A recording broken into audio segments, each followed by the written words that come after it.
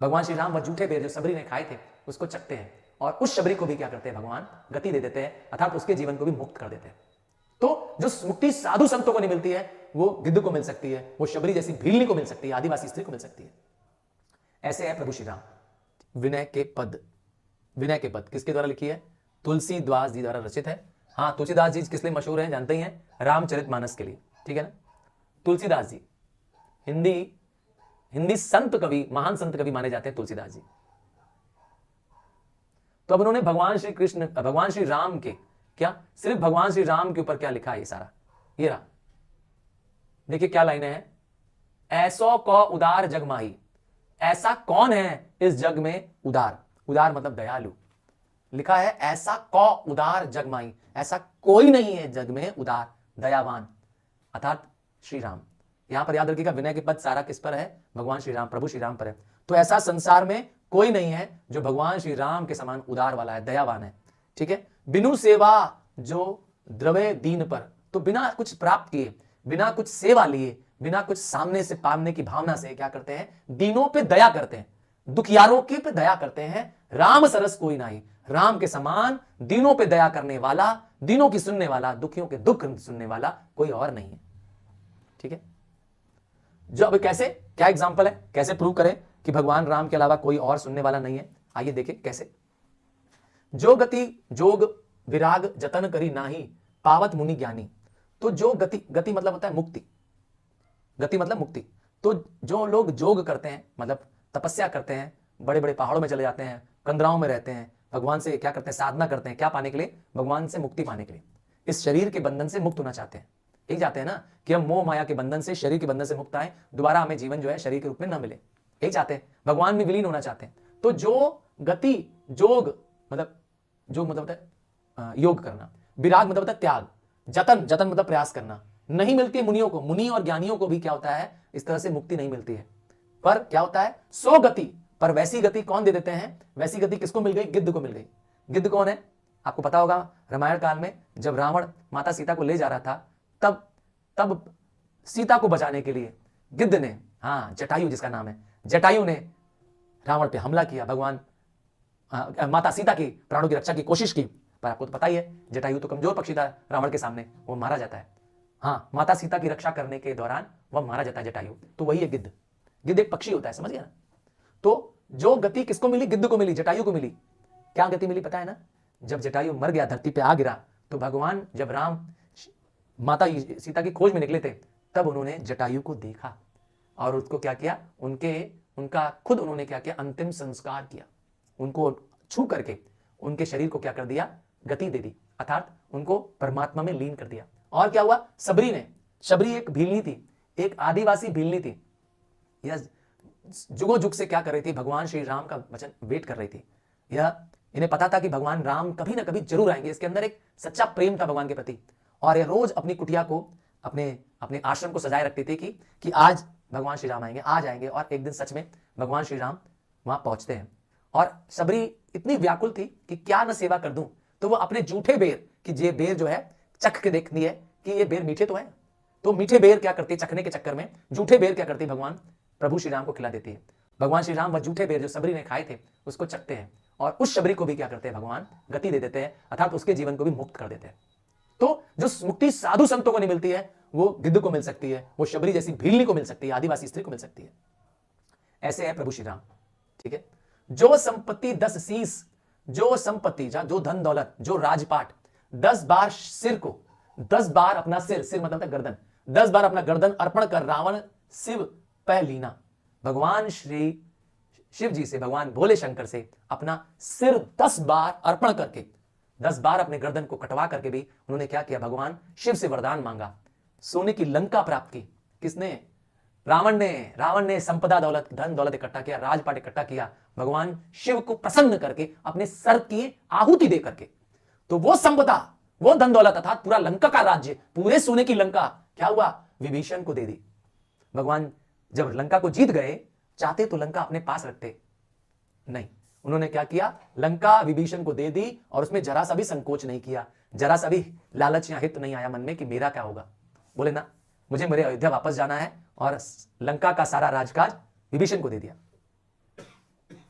तो तुलसीदास जी कहते हैं इस तरह से कि तुलसीदास भांति सकल सुख, तो जो भी हमें सुख चाहिए, हमें इस जीवन में जीने के लिए जो भी सकल सुख चाहिए, सुख चासी मन मेरो, और हमारा मन हमेशा सुख के लिए कामना करता है, मैं और आप हमेशा सुख के पीछे भागते हैं, तो इस सुख को प्राप्त करने के लिए क्या करना चाहिए, हमें प्रभु राम का नाम लेना चाहिए। तो भजो राम काम सब पूर्ण करें, तो भगवान राम हमारे सब काम पूर्ण करेंगे। भजो, किसकी भजना करनी है, किसका पूजन करना है, किसका नाम जपना है, प्रभु श्री राम का नाम जपना है, क्योंकि भगवान प्रभु श्री राम क्या करेंगे, पूर्ण कर ही कृपा निधि, क्योंकि भगवान श्री राम ही कृपा के निधि हैं, कृपा के सागर है। कृपा मतलब दया, दया के सिंधु है, दया के सागर है भगवान श्री राम, आप पर भी दया कर देंगे। आपको अगर कोई कष्ट है तो याद करिए, उनका सच्चा ध्यान करिए, उनका जप करिए, आपको भी क्या मिल जाएगी, सुख मिलेगा। जाके प्रिय बहुत इंपॉर्टेंट लाइन है, ये 2 लाइन तो मुझे लगता है वेरी इंपॉर्टेंट लाइन है। हालांकि ये पैराग्राफ, ये जो विनय के पद है सिलेबस में इस बार आने के चांसेस कम है, फिर भी ये 2, जाके प्रिय न राम वदेही, अर्थात जिसके भगवान श्री राम नहीं हो सकते, अगर जिसको भगवान श्री राम से प्रेम नहीं है, अर्थात जो भगवान श्री राम को अपना पूज्य नहीं मानता है, जिसको भगवान श्री राम से स्नेह नहीं है, तजिए, छोड़ दीजिए ऐसे व्यक्ति को, तजिए ताही कोट बैरी सम, उसको अपना बैरी समझकर, उसको अपना कोटि बड़ा दुश्मन मानते हुए उससे क्या करिए, उससे दूर हो जाइए। किससे दूर हो जाना है, किससे दुश्मनी करनी है, किससे बात नहीं करनी है, तो उससे जो भगवान श्री राम को प्रिय नहीं मानता है, जो भगवान श्री राम का स्नेह नहीं करता है, ठीक है, जदपि प्रेम स्नेह, ठीक है, क्योंकि अगर उसके लिए भगवान श्री राम के लिए प्रेम नहीं है तो उससे आप दूर हो जाइए। अब कैसे, इसमें एग्जाम्पल है 2 लोगों का, तजयो प्रहलाद, पिता प्रहलाद, भक्त प्रहलाद, एक भक्त है, एक बालक है, नन्हे बालक है, उनके पिता का नाम है हिरण्यकश्यप। हिरण्यकश्यप एक राक्षस राज है, हाँ एक दानव राज है, जो सारे राज्य में अपनी पूजा कराते हैं, कहते हैं मैं ही भगवान हूं। वह विष्णु के अवतार राम को नहीं मानते हैं, वो कहते हैं सब लोग किसकी पूजा करेंगे, मेरी पूजा करेंगे। तो उसी प्रहलाद ने अपने पिता को भी त्याग दिया, कहा नहीं, कहा पिताजी नहीं, मैं आपकी पूजा नहीं करूंगा, मैं पूजा करूंगा विष्णु के अवतार भगवान श्री राम का। तो अपने पिता का भी त्याग कर दिया भक्त प्रहलाद ने।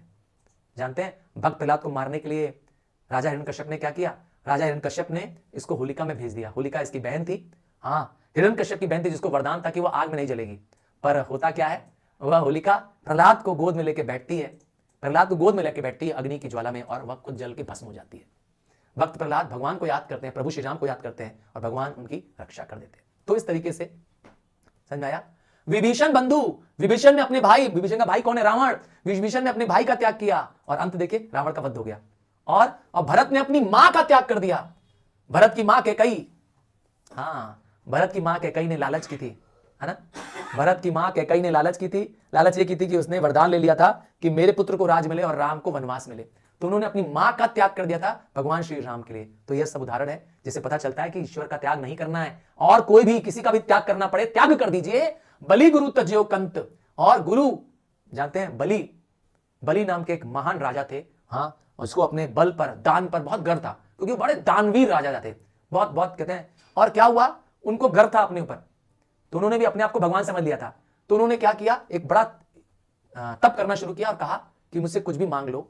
और एक छोटा सा भगवान वामन के रूप में, भगवान वामन भी कौन है, विष्णु के अवतार हैं, वहां पहुंचे ब्राह्मण के वेश में, बोला राजन मुझे दान चाहिए।